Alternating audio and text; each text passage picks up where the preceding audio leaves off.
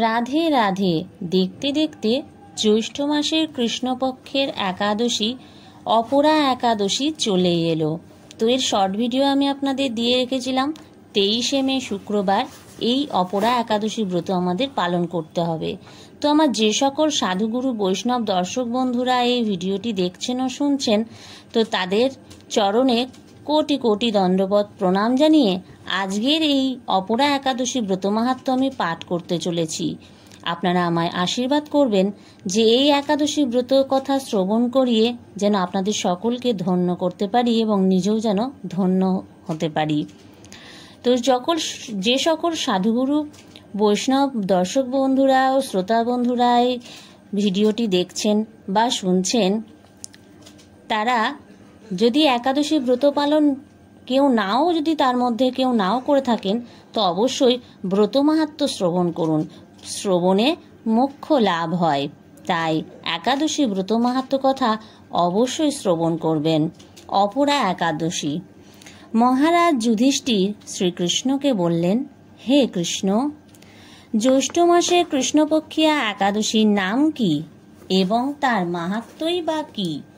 আমি শুনতে ইচ্ছা করি, আপনি অনুগ্রহ করে তা বর্ণনা করুন।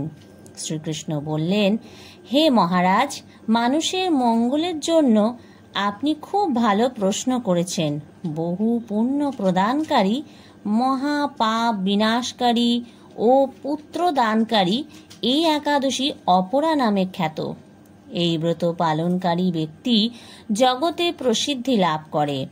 ব্রহ্ম হত্যা, গো হত্যা, ভ্রূণ হত্যা, পরনিন্দা, পরস্ত্রী গমন, মিথ্যা ভাষণ প্রভৃতির গুরুতর পাপ এই ব্রত পালনে নষ্ট হয়ে যায়। যারা মিথ্যা সাক্ষ্য দান করে, ওজন বিষয়ে ছলনা করে, শাস্ত্রের মিথ্যা ব্যাখ্যা প্রদান করে, জ্যোতিষের মিথ্যা গণনা ও মিথ্যা চিকিৎসায় রত থাকে, তারা সকলেই নরক যাতনা ভোগ করে। এই সমস্ত ব্যক্তিরাও যদি এই ব্রত পালন করে, তবে তারা সমস্ত পাপ থেকে মুক্ত হয়।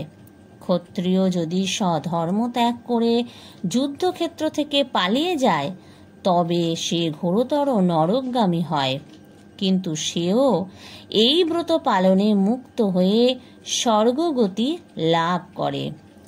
মকর রাশিতে সূর্য অবস্থানকালে মাঘ মাসে প্রয়াগ স্নানে যে ফল লাভ হয়, শিবরাত্রিতে কাশীধামে উপবাস করলে যে পুণ্য হয়, গয়াধামে বিষ্ণু পাদপদ্মে পিণ্ডদানে যে ফল পাওয়া যায়, সিংহ রাশিতে বৃহস্পতির অবস্থানে গৌতমী নদীতে স্নানে, কুম্ভে কেদারনাথ দর্শনে, বদ্রিকাশ্রম যাত্রায় ও বদ্রীনারায়ণ সেবায়, সূর্যগ্রহণে, কুরুক্ষেত্রে স্নানে, হাতি ঘোড়া স্বর্ণদানে এবং দক্ষিণাসহ যজ্ঞ সম্পাদনে যে ফল লাভ হয়, এই ব্রত পালন করলে অনায়াসে সেই সকল ফল লাভ হয়ে থাকে। এই অপরা ব্রত পাপরূপ বৃক্ষের কুঠার স্বরূপ, পাপরূপ কাষ্ঠের দাবাগ্নির মতো, পাপরূপ অন্ধকারের সূর্য সদৃশ এবং পাপ হস্তির সিংহ স্বরূপ। এই ব্রত পালন না করে যে ব্যক্তি জীবন ধারণ করে জলে বুদবুদের মতো, তাদের জন্ম মৃত্যুই কেবল সার হয়। অপরা একাদশীতে উপবাস করে বিষ্ণু পূজা করলে সর্বপাপ মুক্ত হয়ে বিষ্ণু লোকে গতি হয়। এই ব্রত কথা পাঠ ও শ্রবণ করলে সহস্র গোদানের ফল লাভ হয়। ব্রহ্মাণ্ড পুরাণে এই ব্রত মাহাত্ম্য বর্ণনা করা হয়েছে। তো আজকে অপরা একাদশী ব্রত মাহাত্ম্য এত দূর পর্যন্তই।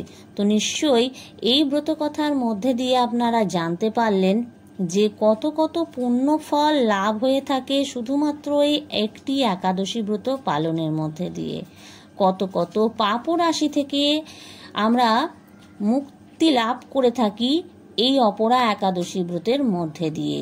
তো দেরি না করে চলুন আমার সকল বন্ধুদেরকে জানাই যে এই অপরা একাদশী ব্রত 23শে মে শুক্রবার অবশ্যই আমরা পালন করব। হরে কৃষ্ণ, রাধে রাধে।